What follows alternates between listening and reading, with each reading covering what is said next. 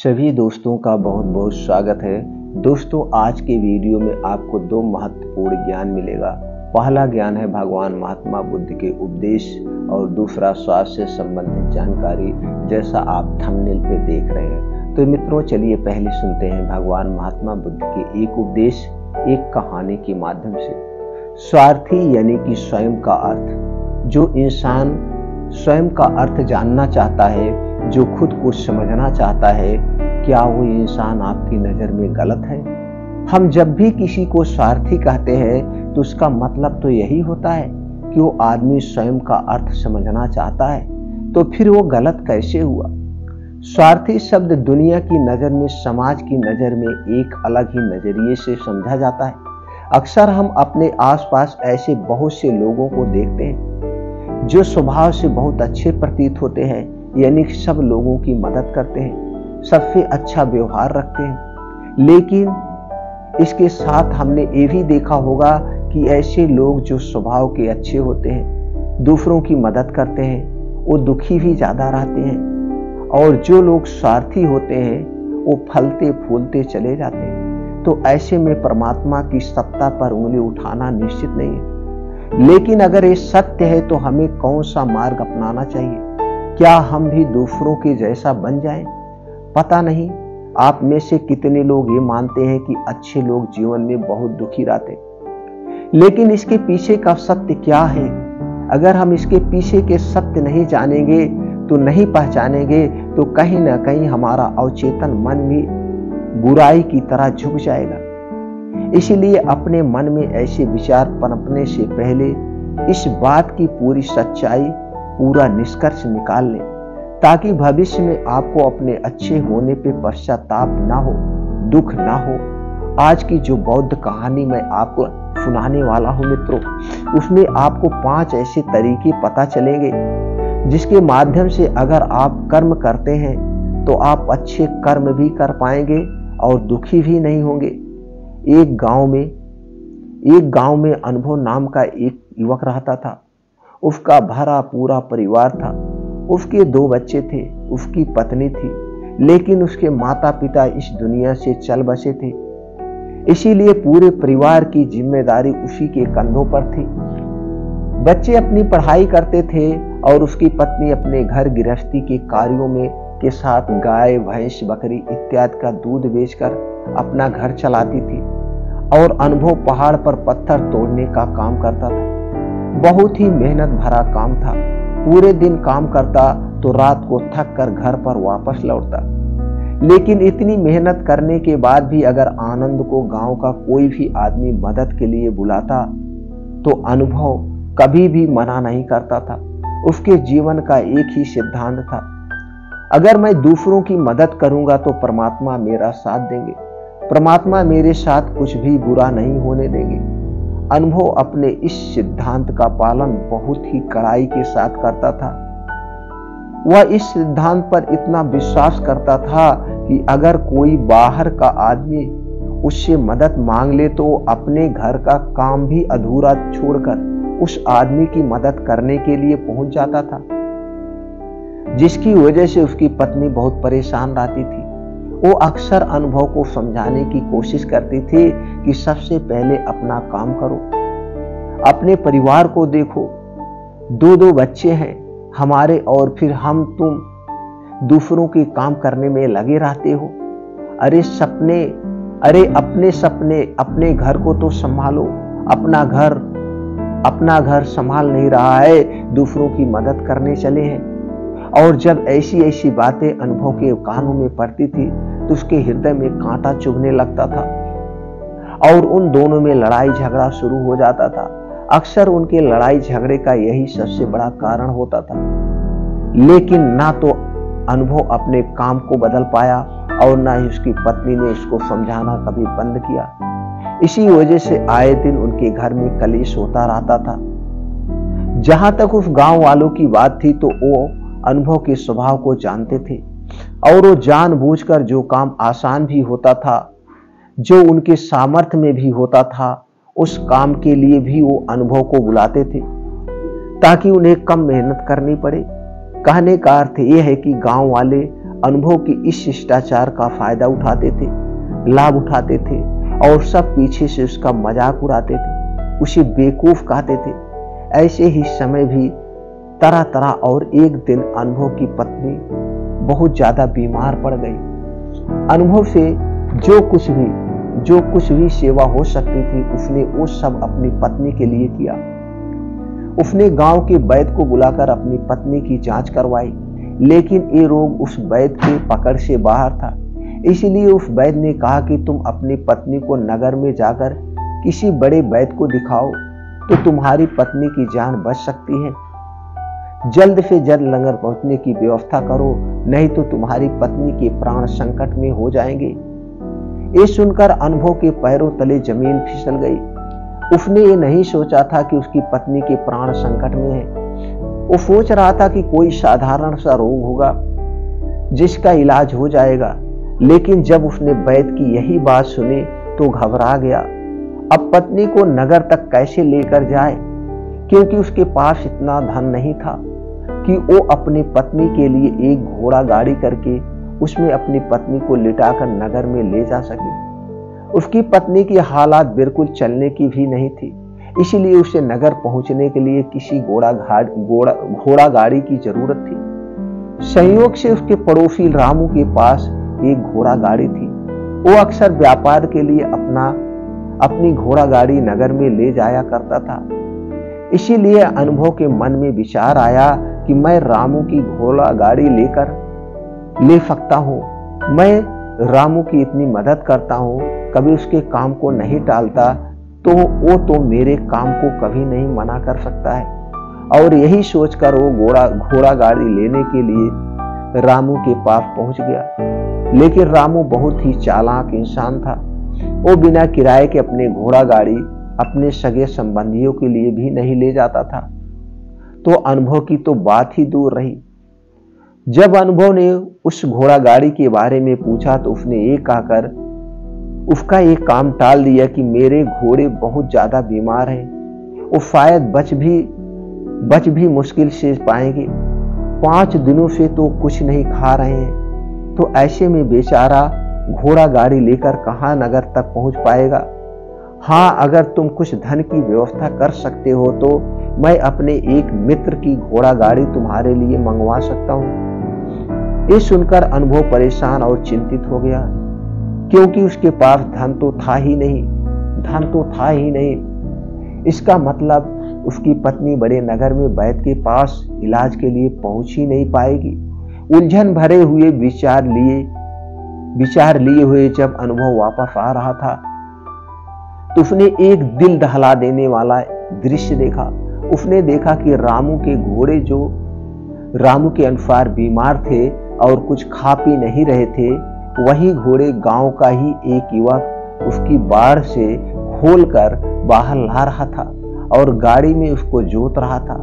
ये देखकर पहले तो अनुभव को कुछ समझ में नहीं आया। उसके बाद जब अनुभव ने उस युवक से पूछा तो उसने बताया कि रामू ने एक घोड़ा गाड़ी उसे किराए पे दी है। यह सुनकर अनुभव का दिल टूट गया। उसने कभी सपने में भी नहीं सोचा था कि उसका सबसे अच्छा मित्र रामू उसके साथ ऐसा कर सकता है।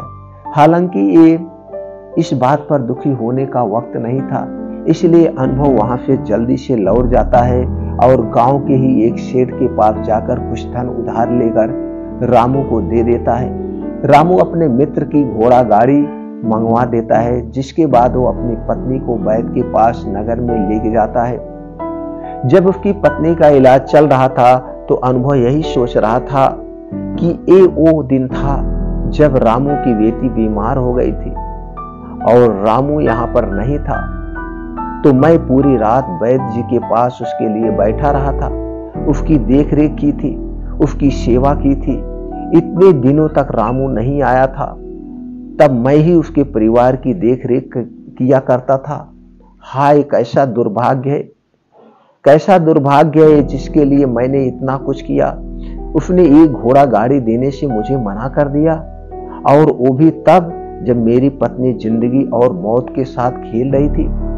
कुछ देर बाद वैद्य बाहर आकर अनुभव को एक बहुत बुरी खबर देता है। वो अनुभव को बताता है कि उसकी पत्नी को कर्क रोग हो चुका है और इसका कोई भी इलाज नहीं है, उसके पास कुछ समय ही शेष बचा है। यह सुनकर अनुभव दुखी होकर वहीं जमीन पर बैठ गया। उसकी पूरी दुनिया उजड़ने वाली थी और उसे कोई रास्ता नजर नहीं आ रहा था। कुछ समय बाद उसकी पत्नी चल बसी और अब दोनों बच्चों की जिम्मेदारी उसके कंधों पर आ गई थी। लेकिन यहाँ पर अनुभव के सारे सिद्धांत टूट चुके थे, उसके सारे भ्रम खत्म हो चुके थे। अब उसके दिमाग में एक ही बात थी कि अच्छा कर्म करने से परमात्मा साथ नहीं देता, बल्कि बुरे लोग फलते फूलते हैं और इस बात का मैं सबसे बड़ा गवाह हूँ। यह विचार अक्सर उसके दिमाग में चलते रहते थे और इसी वजह से उसका मन धीरे धीरे फन्नस्त हो गया, देश दुनिया से दूर हट गया। और एक दिन ऐसा भी आया जब वो अपने बच्चों को अपने रिश्तेदार के पास छोड़कर इस देश दुनिया को त्याग कर एक सन्यासी बनने के लिए घर से निकल पड़ा। उसने गांव में किसी को कुछ नहीं बताया, किसी को नहीं पता था कि अनुभव अचानक कहां गायब हो गया। सन्यास की दीक्षा लेने के बाद वो एक बौद्ध भिक्षु के पास पहुंचता है। बौद्ध भिक्षु उस समय ध्यान में बैठे हुए थे। ध्यान से बाहर आने के बाद वो बड़े ध्यान से आनंद के चेहरे को अनुभव के चेहरे को देखते हैं और उससे सन्यासी बनने का कारण पूछते हैं। इस पर अनुभव उन्हें अपनी पूरी आपबीती सुना देता है और कहता है कि हे परमात्मा, इस दुनिया से मुझे कुछ भी हासिल नहीं हुआ है, मेरा मन इस दुनिया से विरक्त हो चुका है। जब अपने दोस्तों ने ही मेरा साथ नहीं दिया तो इस दुनिया में रहने का क्या मतलब है, और इसी वजह से मैं सन्यासी बनना चाहता हूँ। इस सुनने के बाद बौद्ध भिक्षु ने उपदेश देना शुरू किया। उन्होंने कहा कि याद रखना बेटा, जीवन से विरक्त होकर सन्यासी बनना तुम्हें परम सुख तक कभी नहीं पहुंचा सकता है, परमानंद तक कभी नहीं पहुंचा सकता है। तुम दुनिया से अपने मन पर एक बोझ लेकर विरक्त हुए हो, तुम दुनिया से परमात्मा की खोज करने के लिए विरक्त नहीं हुए हो। इस भ्रम में कभी मत रहना तुम संसार से विरक्त हुए हो, क्योंकि संसार ने तुम्हें धोखा दिया है, ऐसा तुम्हें लगता है। इसीलिए तुम परमात्मा पे कभी भी विश्वास नहीं कर पाओगे और न ही उन पर अपनी पूर्ण आस्था बना पाओगे। इसलिए सन्यासी होने का भी तुम पर लाभ कभी नहीं उठा पाओगे। सन्यासी होने का लाभ तब मिलता है जब हमारी प्रभु में, परमेश्वर में, परमात्मा में पूर्ण आस्था बन जाती है। मैं तुमसे पूछता हूँ, क्या तुम्हारी आस्था परमात्मा में है? ये सुनकर अनुभव कहता है कि हे महात्मा, मैं तो दुनिया देख कर आया हूँ कि जो बुरे कर्म करता है वो फलता फूलता है और जो अच्छा काम करता है उसे कुछ भी नहीं देता। परमात्मा उसे दुख ही दुख देता है। इसीलिए मैं परमात्मा पर अपनी पूर्ण आस्था से कैसे बना सकता हूँ? ये सुनकर उस बौद्ध भिक्षु ने कहा कि यही तो मैं तुम्हें समझाना चाहता हूँ कि तुम पूरी ऊर्जा अपने सन्यासी जीवन में लगाओ और उसके बाद भी तुम्हें फल प्राप्त ना हो तो तुम्हें कैसा लगेगा। इसीलिए किसी की भी मदद करने के लिए मैं 5 सिद्धांत तुम्हें बताता हूँ। ये 5 सिद्धांत समझकर संसार में वापस लौट जाओ और संसार में एक गृहस्थ जीवन जियो।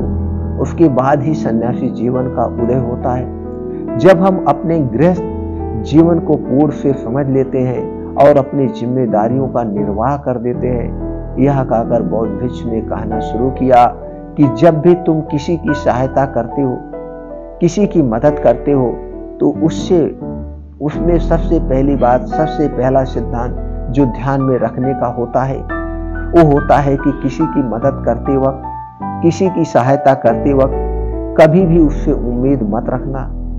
ये मत सोचना कि आज मैंने इसकी सहायता की है, इसकी सहायता कर दी तो मदद कर दी तो कल बदले में ये भी मेरी सहायता करेगा, मेरी मदद करेगा। अगर तुम ऐसा सोचोगे तो तुम्हें जीवन में दुखों का सामना करना ही पड़ेगा, क्योंकि एक नहीं तो दूसरा, दूसरा नहीं तो तीसरा, कोई ना कोई तुम्हारी उम्मीद जरूर तोड़ेगा। और वास्तविकता में वो मदद या वो सहायता नहीं होती है, वो हमारे लालच का ही एक रूप होता है। हम उसकी सहायता या मदद निर्भर तरीके से नहीं कर रहे हैं। हमारे मन में लालच का भाव है, हमारे मन में बदले का भाव है। हम इस सोचकर मदद करते हैं कि इसकी मदद कर देता हूं तो कल ये मेरा भी मदद करेगा, और यही लालच हमें अक्सर उन लोगों की मदद करने पर विवश करता है जो किसी ना किसी रूप में धनवान होते हैं, क्योंकि हमें लगता है कि कल ये आदमी धन के द्वारा मेरी मदद कर सकता है। और इसीलिए जिस इंसान को वास्तविकता में मदद की आवश्यकता है वो हो सकता है वो गरीब हो, लेकिन हमारा मन अपने लालच के वशीभूत होकर उसकी मदद कभी नहीं करेगा। इसलिए किसी की मदद और किसी की सहायता करने के लिए अपने विचार को विस्तार दो। केवल एक प्रकार के वर्ग के लिए अपनी सहायता या अपनी मदद पेश मत करना, उन सबके लिए समान होनी चाहिए। जरा सोचो, एक तरफ तुम्हारा मित्र हो जिसके पास धन है, संपदा है, और दूसरी तरफ कोई गरीब औरत हो जो भूखी बैठी हुई है। तुम्हारा दोस्त तुमसे कहता है कि यार आज तो खाने के लिए अच्छे अच्छे पकवान मंगवा लो बाजार से, और दूसरी तरफ वो औरत तुमसे 2 सूखी रोटी मांग रही है, तो तुम किसकी मदद करोगे? कौन मदद का हकदार सबसे पहले है? सबसे पहले हमारा कर्तव्य बनता है कि उस औरत की भूख मिटाएं, लेकिन अक्सर इंसान ऐसे नहीं सोचता। वो अपने दोस्त को तो खिला देगा, उसको तो बाजार से बहुत महंगी वस्तु मंगा के दे देगा, लेकिन किसी गरीब को उसकी भूख मिटाने के लिए पैसा या धन नहीं देगा। दूसरी बात जो ख्याल में रखने की है वो एक ही सहायता करते वक्त हमारा लालच कभी भी उसके साथ नहीं जुड़ना चाहिए। अक्सर हम जब किसी की मदद करते हैं तो हमारा लालच, हमारा स्वार्थी उसके साथ जुड़ा होता है, और हम अपने भविष्य की योजना तैयार करके उस आदमी की मदद करते हैं। हम ये सोचते हैं कि अगर मैं इसका एक काम करूंगा तो भविष्य में ये आदमी मेरा वो काम पूरा कर देगा, और वो सहायता, वो मदद बिल्कुल भी परमात्मा के द्वार को नहीं खटखटाती, क्योंकि वो लालच है। जाहिर है आप अपने आप को धोखा देने के लिए अपने लालच को एक सहायता, एक मदद का रूप दे रहे हैं। तीसरी बात जो ख्याल रखने की है वो एक ही अपने सामर्थ्य के हिसाब से दूसरे की मदद करो। कभी भी एक ग्रस्त आदमी को किसी की इतनी सहायता नहीं करनी चाहिए जिससे कि उसका परिवार और उसके बच्चे कष्ट में जीवन बिताएं। सबसे पहला फर्ज हमारा होता है अपने परिवार को सुखी रखना, उनकी जरूरतें पूरी करना, और उसके बाद दूसरों की मदद करना आता है। लेकिन कुछ लोग दूसरों की मदद पहले करते हैं और अपने परिवार को तवज्जो कम देते हैं, जिससे कि परिवार में लड़ाई झगड़े आए दिन पनपते रहते हैं, और ये सब हम समाज में देखते रहते हैं अपने आसपास। अगली बार जो ख्याल में रखने की होती है वो ये कि अपना कर्म, अपनी जिम्मेदारी सबसे पहले निभानी होती है। सबसे पहले दोस्तों निभानी होती है। हम अपना कर्म, अपना काम छोड़कर पहले दूसरों की मदद करने के लिए चले जाते हैं, और जब दूसरा बदले में हमारी मदद नहीं करता तो हमारा दिल दुखी हो जाता है। हम सोचते हैं कि मैंने तो अपना काम छोड़कर उस आदमी की मदद की थी और वो आदमी मेरी मदद ही नहीं कर रहा है। इसीलिए अपना कर्म सर्वोपरि, अपना कर्म सबसे ऊपर, क्योंकि वही काम करने के लिए इस दुनिया में हमारा जन्म हुआ है। और सबसे आखिर में जो बात समझने की है वो ये कि परमात्मा की मर्जी से ही सब कुछ होता है। हमारा कर्तव्य है अपने कर्म को करते जाना। करनी धरनी तो ऊपर वाले के हाथ में है, इसीलिए जो कुछ भी होता है सब ऊपर वाले पे छोड़ दो। अगर तुम्हें कोई धोखा भी देता है तो इस समझ के चलो कि वो सब ऊपर वाले की करनी होती है। आप ये मान के चलो कि मैं करता नहीं हूं, मैं तो एक माध्यम हूं, करने वाला तो वो है, उसके सामने किसकी मर्जी चलिए। जब ये आस्था, ये विश्वास हमारे मन में पनपने लगते हैं तो हमारी सारी शिकायतें दूर हो जाती है, क्योंकि इस दुनिया में जो भी होता है अच्छे के लिए होता है, जो भी हो रहा है अच्छे के लिए हो रहा है, और जो भी होगा अच्छा ही होगा। चाहे हमारी बुद्धि आज वर्तमान में इस सिद्धांत को ना समझ पाए, लेकिन जीवन में कभी ना कभी किसी ना किसी मोड़ पर आपको जरूर एहसास होगा कि जो हुआ था वो अच्छे के लिए ही हुआ था। इसीलिए सारी शिकायतें दूर कर दो और बस अपना कर्म करते जाओ। अपने गृहस्थ जीवन को पूर्ण रूप से झेलो, और उसके बाद ही सन्यासी जीवन की नींव होती है। इसके बाद बौद्ध भिक्षु ने अनुभव को कहा कि वापस अपने गांव लौट जाओ, अपनी बेटियों को वापस लेकर आओ, उन्हें पालो पोसो, अपने बच्चों को वापस लेकर आओ, दूसरी शादी कर लो, लेकिन बच्चों का पालन पोषण अच्छे तरीके से करो। यह सुनकर अनुभव अपने बच्चों के साथ अपने गांव में वापस लौट आता है। गांव में किसी को खबर नहीं थी कि आनंद कहाँ गया था और वो क्या ज्ञान लेकर वापस लौटा है।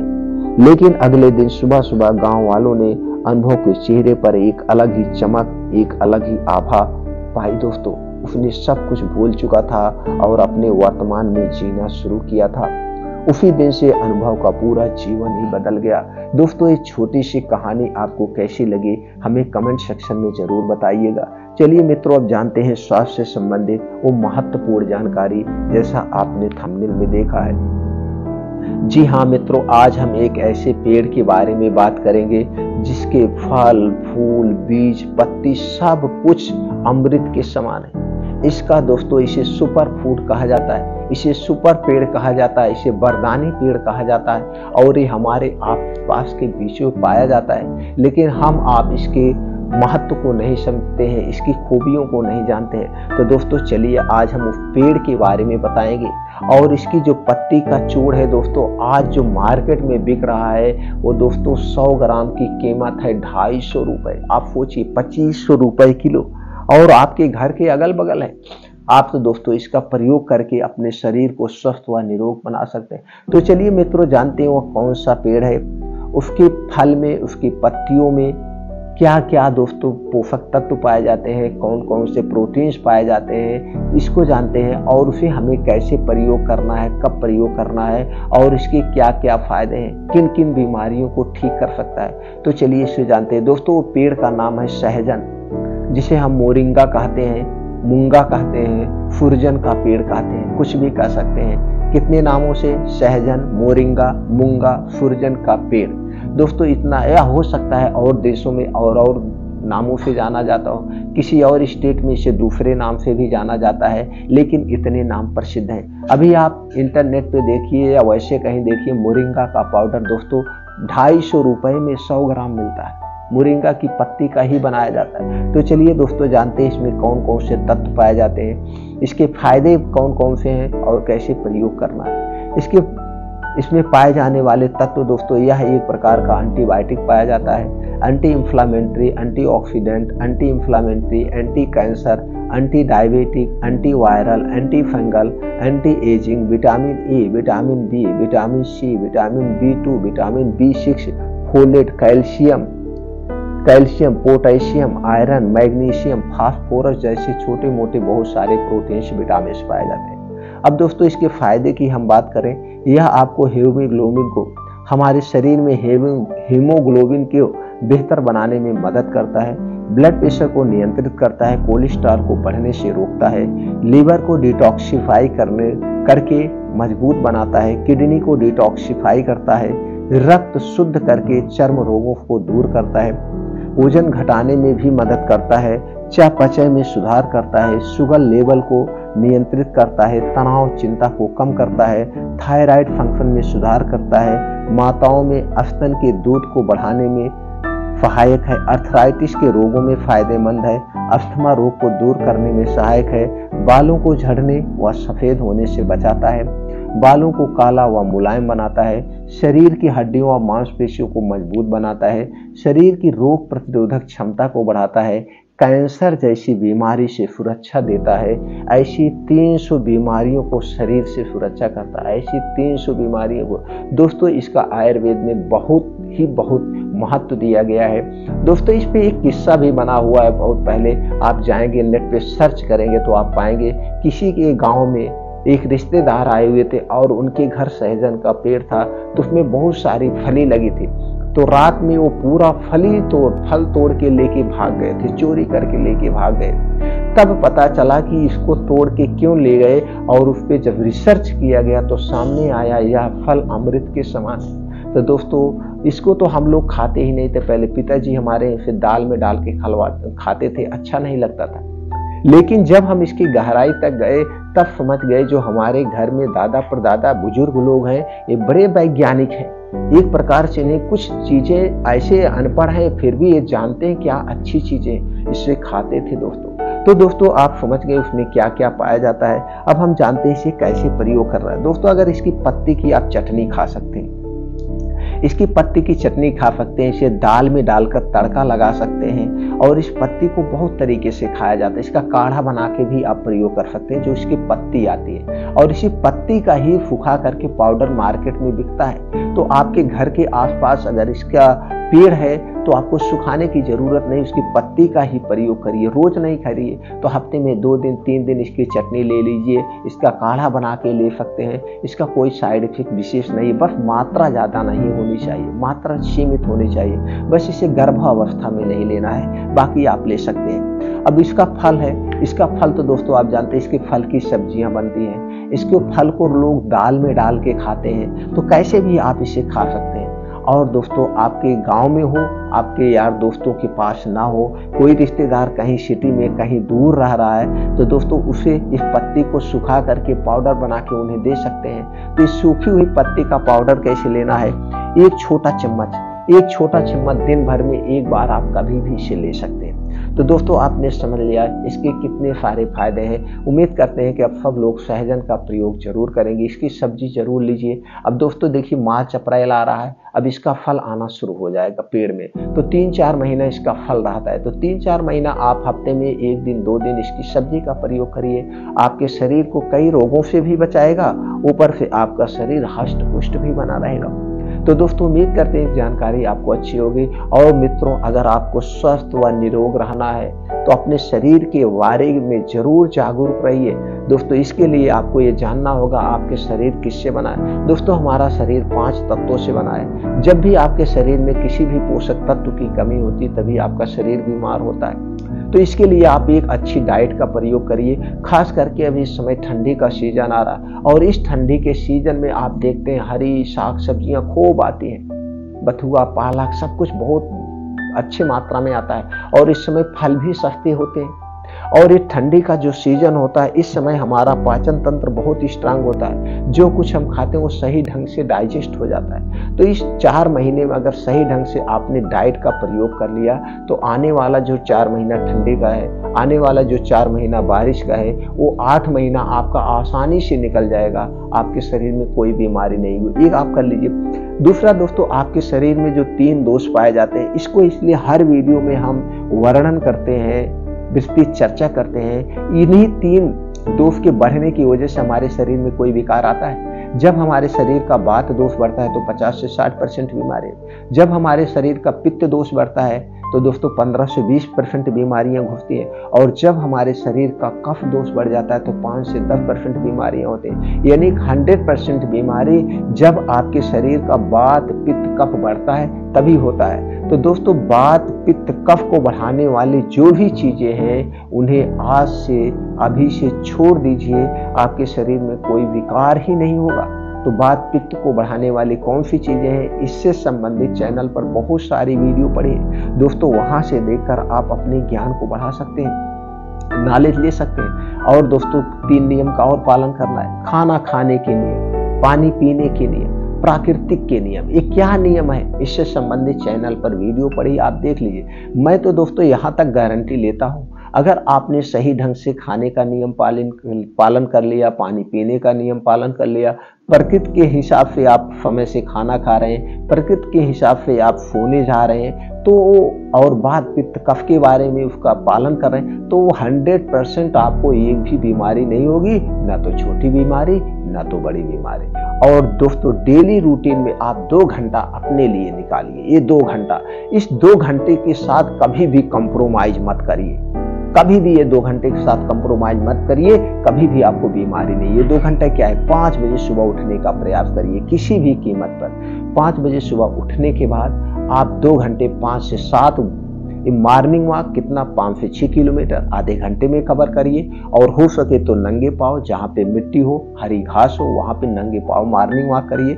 मॉर्निंग वॉक के बाद आप वहीं पे बैठ के अनुलोम विलोम 15 से 20 मिनट, कपालभाति 15 से 20 मिनट, 2 योगा जरूर करिए। अगर ये 2 योगा कर रहे हैं तो आपको कभी कोई बीमारी नहीं। उसके साथ साथ आप वहीं पे शीर्षासन करिए, प्राणायाम करिए और दोस्तों वहीं बैठ के 15 से 20 मिनट मेडिटेशन जरूर करिए। अपने सबकॉन्शियस माइंड को पॉजिटिव थिंकिंग दीजिए, आपको भविष्य में कभी कोई बीमारी नहीं होगी। दोस्तों इन नियमों का पालन करिए दोस्तों, और ये वीडियो अपने यार दोस्तों के साथ जरूर शेयर करिए, भाई बहनों के साथ जरूर शेयर करिए।